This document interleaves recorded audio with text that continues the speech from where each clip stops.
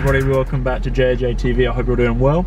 You're joined by me and my girlfriend who's behind the camera today. And we are currently in Orlando on our holidays, and we have this lovely 5-litre Ford Mustang GT that we hired out from Hertz. I'm going to do a quick review, so I hope you enjoy. And it's only a little comprehensive review. We're not going to be driving around really fast or anything, but you'll be able to hear some nice sounds. We'll give you kind of what we think on the comfort of it, the performance, just kind of the general sort of specs of it and kind of what we think of it compared to the ones in the UK. So yeah, let's go. Right, we're in drive. So, oh my god. So that's literally just jostling the throttle a tiny little bit. It's very loud, as you can probably tell. Some really big houses in this estate, by the way. Like, this one here is really large. But then, like, what we were saying, like, the houses are really big, but then their driveways are tiny. Shit me. I wish you could have seen my face just then, because I was not expecting I don't think it's GoPro. Performance wise, it does, I think this is the 5-litre, well this is the 5-litre, it's not the baby one. It's about 440 horsepower of the 5-litre V8 that's got underneath the bonnet. And it will produce 0 to 62 miles an hour in 4.5 seconds. Which for an American muscle car is pretty quick.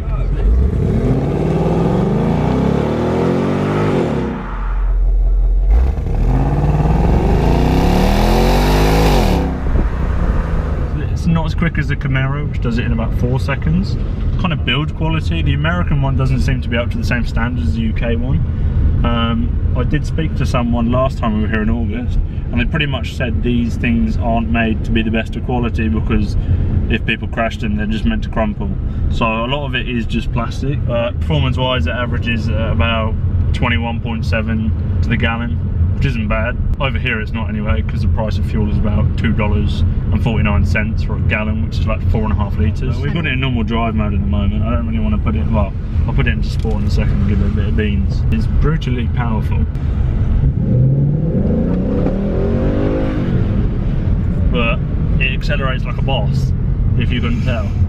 And that's in normal drive mode. But yeah, it is ridiculously quick, like compared to my ST200 at home, which is a manual. Usually I'd say I prefer a manual car, but driving this automatic, you know, enables you to concentrate more on driving the actual car itself on the road and not losing too much traction, which is nice. But it does kind of take away the feel of the car, but it doesn't take away the power. If I put it into sport mode now, you can hear the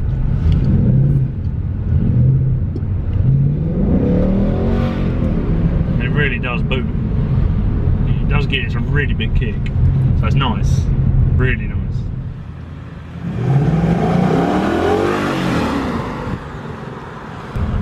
It is nice, obviously not practical. It is not practical in any way. Like if you're going to use one of these in the UK, I'd have it as a Sunday car and literally only use it as a Sunday car. Drive maybe 100 miles in it every weekend. It's just too, in the UK it's not economical to have one of these unless you have enough money to drive it and fill it up. Bear in mind it's got like a 60-litre tank, I think, something stupid like that. You know, it's about $30 to $40 to fill up over here, which is probably going to be about 75 to 80 quid at home, which, you know, is a lot of money. You have the reversing camera.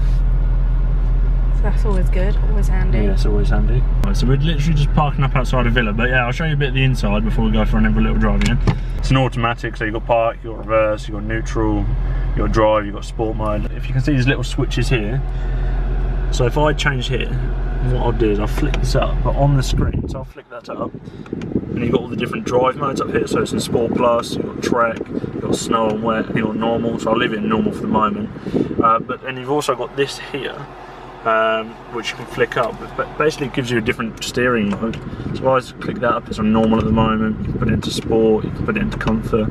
So normal is just like as it normally would. Sport, for some strange reason, makes the steering a little bit heavier. This is what the steering wheel looks like. In terms of what you've got on here, you've literally got the normal stuff you would have on a Ford, so you've got the audio, Flappy pedal gearbox as well. This is the same sort of as you would have on a Ford steering wheel.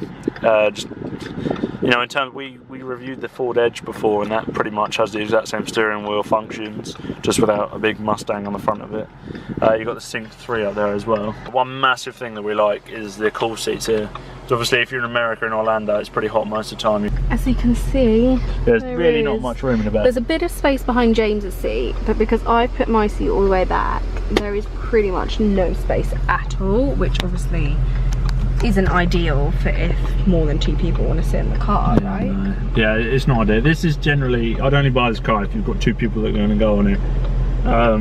You're probably not even going to fit a baby chair in the back of that. Oh, one thing no chance, because of the way that the seats are made, it's going to be really difficult. Yeah.